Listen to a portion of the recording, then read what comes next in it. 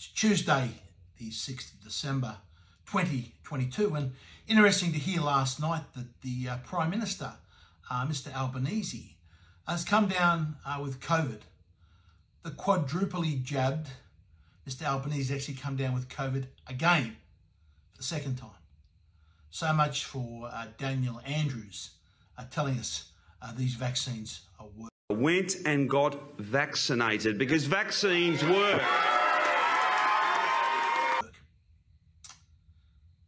But if we flash back to the end of 2020 in the federal parliament, I tried to provide Mr Albanese with information about successful ways to treat people once they get COVID. Here's the scenes from our parliament. Member for Hughes has indicated he wishes to seek the call. Thank you, Mr Speaker. During the 92nd... Do you claim to have been misrepresented? I claim to misrepresent Mr Speaker. Okay, you may proceed. Thank you, Mr Speaker. During the 92nd statements yesterday, the member for McMahon, while foaming at the mouth, asserted that I have, quote, promoted dangerous misinformation about in regards to this drug being denied to sick Australians. Further, New South Wales Senator Christina Keneally made... The member for Macarthur will cease interjecting. Now, I hope that the interjections get recorded. I want Hansard to record every name that made the interjections during this speech. The member for Hughes will go to where he's been misrepresented. Otherwise, I withdraw the call. Further, New South Wales Senator Christina Keneally made similar comments in the Senate.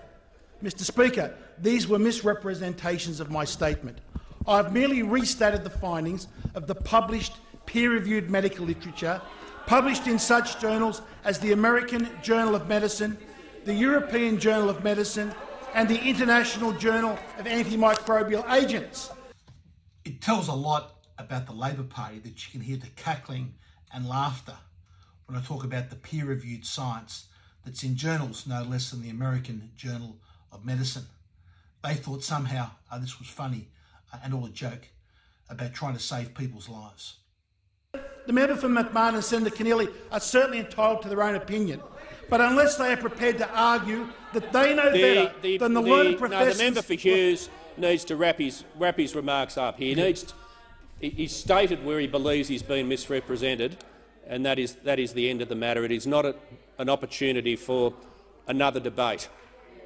But I'd also like to leave to table the peer-reviewed medical studies in the American Journal of Medicine, the European Journal of Internal Medicine and the International Journal of Microbial Agents.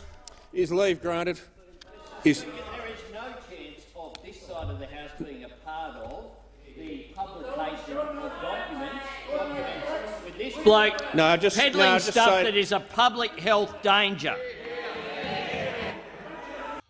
What can you say about that? There's the opposition leader at the time of this country and now the Prime Minister of Australia calling the peer-reviewed science, 3 separate peer-reviewed scientific papers showing effective treatment, calling it a danger to the public. Unbelievable. There is no chance of this side of the House being a part of the publication of documents with this bloke peddling stuff that is a public health danger. The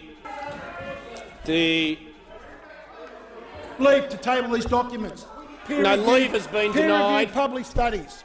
Leave has been denied. The member for Hughes will resume his seat or leave the chamber.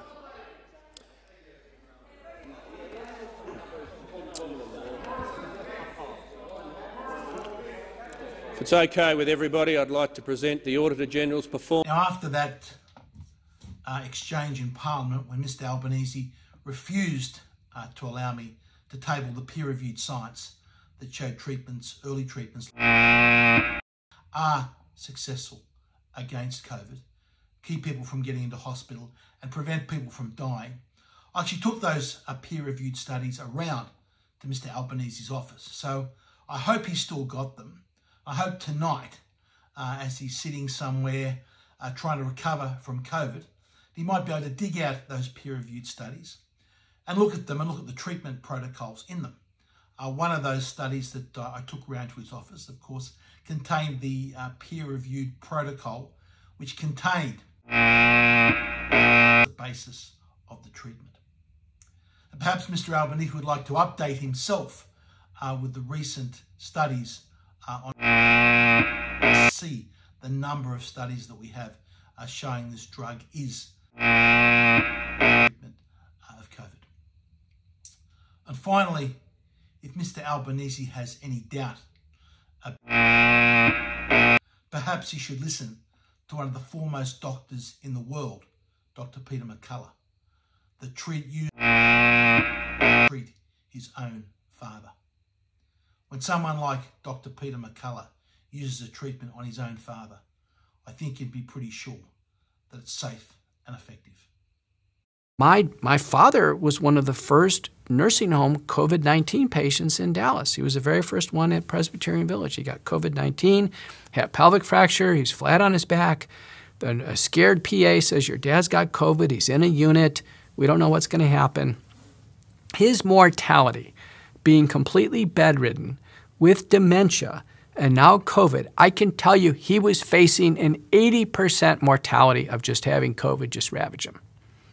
So what did I do?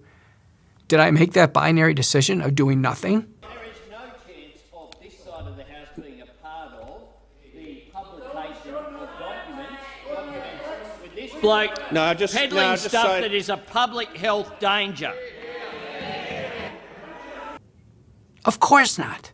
Of course not. If I could ever message any American doctor or any doctor in the world right now, have some courage and trust your clinical judgment. I did, and that's what real doctors do. And I will never apologize for that. Of course, my dad was treated with azithromycin, the full nutraceutical bundle, zinc, vitamin C, vitamin D, quercetin. Open the windows, get that virus aired out there. And he got really sick, as expected. He had dementia. His wishes were to not go to the hospital, not go on a mechanical ventilator. We treated him right there. It took 60 days, and it was a long illness, but he survived. Impressive. And that was early, and that taught me that if I'm willing to do that for my father, I have a Hippocratic oath, and I have a fiduciary responsibility to my patients. And I refuse to let my patients die of this illness.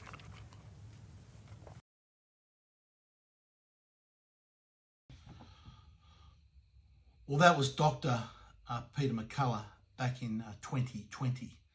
Of course, since then, the understanding of the treatment protocols has advanced and expanded. If you look at the current treatment protocols of groups like the Frontline Critical Care Alliance, based in the US, headed by Professor Paul Marek and Dr. Pierre Corey, that now have tried and tested treatment protocols for COVID, which of course still include and other drugs as well. Well, let's hope that Mr. Albanese tonight is taking and listening to those experienced doctors and taking a treatment to get himself better that he once called a public health danger. So, Mr. Albanese, we wish you a speedy recovery. It's just a tragedy that many Australians passed away being denied access to those treatments when you, as opposition leader, had the power to bring them to the public's attention.